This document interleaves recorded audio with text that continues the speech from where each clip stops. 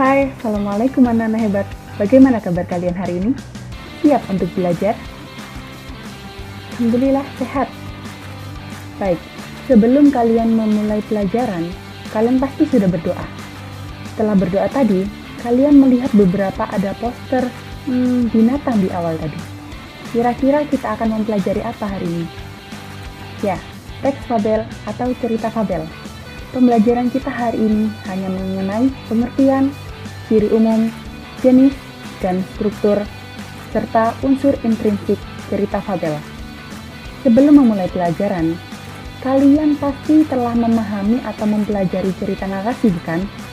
Ya, cerita narasi kata lain dari cerita fantasi. Fabel ini tidak jauh beda dengan cerita fantasi atau cerita narasi. Sebelum kalian memulai pembelajaran hari ini, saya harap kalian sudah memahami cerita fantasi. Baik, kalian melihat poster di bawah sini, kiri atau kanan? Nah, dari poster tersebut kita bisa merangkai pengertian cerita fabel. Sebelumnya, pasti kalian melihat beberapa dari kalian sudah menyaksikan atau menonton film tersebut, kan?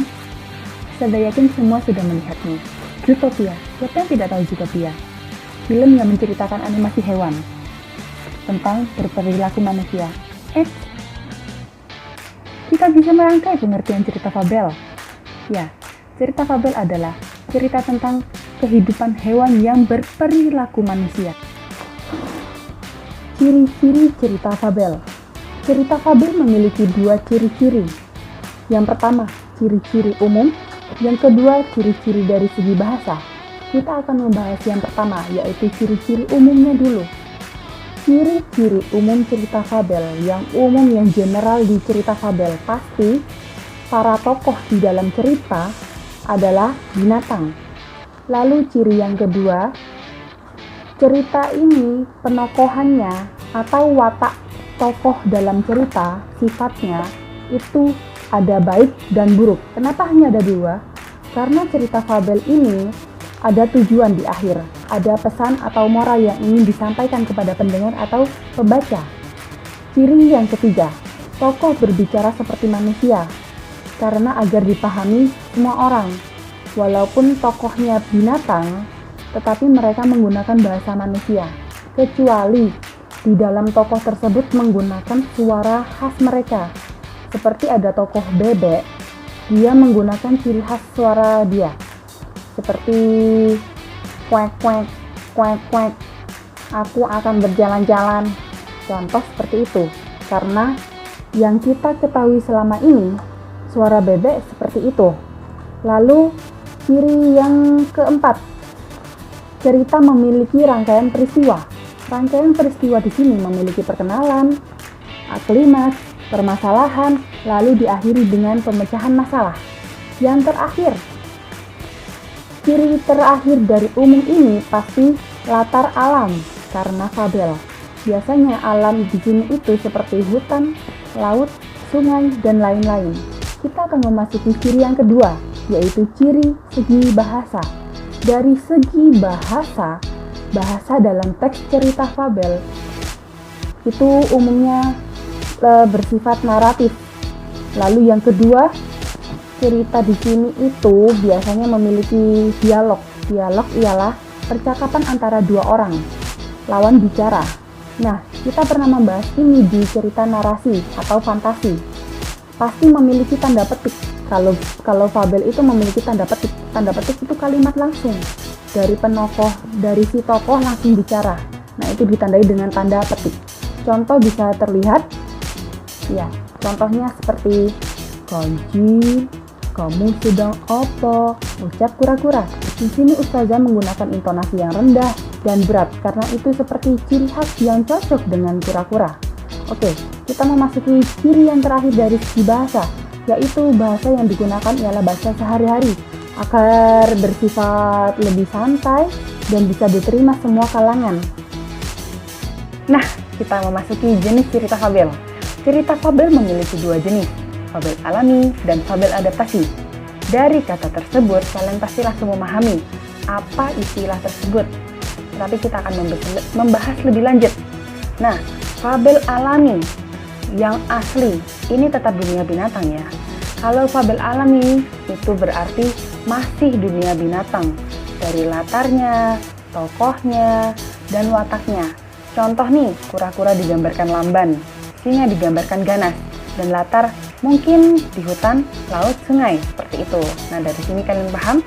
Kita akan memasuki jenis cerita fabel adaptasi. Fabel adaptasi pasti mengadopsi. Nah, tokoh masih tetap binatang, tetapi untuk latar dan perwatakan itu sangat berbeda dengan dunia nyata. Dunia nyata di sini ialah dunia binatang.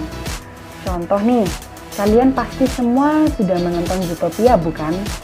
Nah, Zootopia ada si tokoh namanya The Flash. Flash ini merupakan si kekang. Dia memang lamban, tetapi saat melajukan mobil dia sangat cepat bukan? Di akhir cerita itu ya. Ya. Nah, lalu di latar ini ada di latar perbankan, ada di latar juga toko es krim, ada juga di kantor polisi, seperti itu. Nah, dari sini kalian sudah memahami jenis cerita fabel bukan?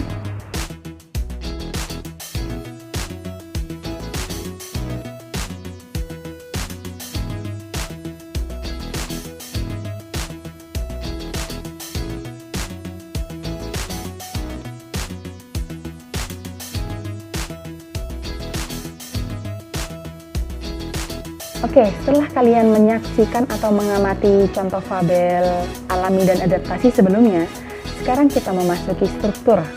Dalam cerita atau teks itu pasti memiliki struktur agar jalan cerita tidak berantakan dan berurutan. Nah, fabel ini memiliki 4 struktur. Struktur yang pertama ialah orientasi. Dari kata orientasi, kalian langsung memahami apa itu orientasi. Ya, orientasi ialah pengenalan awal. Biasanya pengenalan tokoh, latar tempat, atau latar waktu.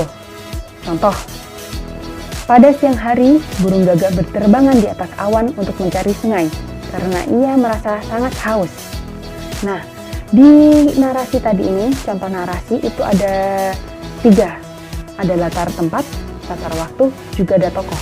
Si tokoh ini gagak, dan latar waktu tadi ini di siang hari. Nah, latar tempat ini tadi di atas awan. Sekarang kita memasuki struktur yang kedua, yaitu komplikasi.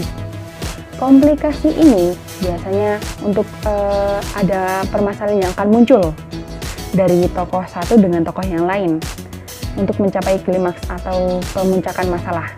Nah, komplikasi ini itu untuk memunculkan masalah agar cerita semakin seru. Nah, lalu yang ketiga ada resolusi. Dari kata resolusi, kalian langsung memahami resolusi. Ya, pemecahan masalah. Setelah ada komplikasi, pasti ada resolusi. Dan struktur yang terakhir itu ada koda. Koda ini bisa ada, bisa tidak. Dan koda ini berisi pesan atau yang ingin disampaikan si penulis kepada si pembaca. Pesan moral yang ingin disampaikan. Pesan apa yang ingin disampaikan. Nah, kenapa kok bisa ada, bisa tidak? Karena biasanya ini kalau koda ini bisa tersirat atau bisa tersurat, bisa nampak atau bisa tidak nampak. Nah, kalau tidak nampak berarti kita harus membaca keseluruhan teks. Tetapi ingat, koda ini bisa ada, bisa tidak. Nah, dari struktur ini, apa kalian sudah paham? Kalau sudah paham, kita lanjut. Oke, setelah kita membahas struktur tadi, sekarang kita memasuki unsur intrinsik. Unsur intrinsik yang kita bahas tidak jauh beda dengan unsur intrinsik di cerita fantasi. Unsur intrinsik yang pertama ialah tema. Tema ini ide pokok. Lalu yang kedua ada tokoh dan penokohan. Tokoh ini aktor dalam cerita. Lalu si penokohan ini, kata lainnya ialah watak. Watak itu sifat si tokoh. Lalu yang ketiga ada latar. Latar suasana, latar waktu, dan latar tempat. Dari latar tempat, kalian pasti langsung memahami apa itu tempat. Latar waktu, kalian pun juga pasti memahami. Latar suasana. Nah, latar suasana ini harus dibaca keseluruhan teks agar memahami ini suasana apa. Karena beberapa teks itu menyiratkan atau menyuratkan si suasana. Bisa langsung terlihat, bisa tersembunyi. Lalu alur. Alur ini ada alur maju, mundur, dan campuran. Dan yang terakhir, ini ada amanat, sangat penting di fabel. Amanat ini biasanya menceritakan atau menyampaikan pesan moral yang tadi distruktur sama dengan koda. Alhamdulillah, sudah selesai pembahasan fabel kita, yang tadi pengertian, ciri, jenis, struktur, serta unsur intrinsik fabel. Ustazah harap kalian semua memahami materi hari ini. Dan jangan lupa, tetap jaga kesehatan, imun, serta amal ibadah kita.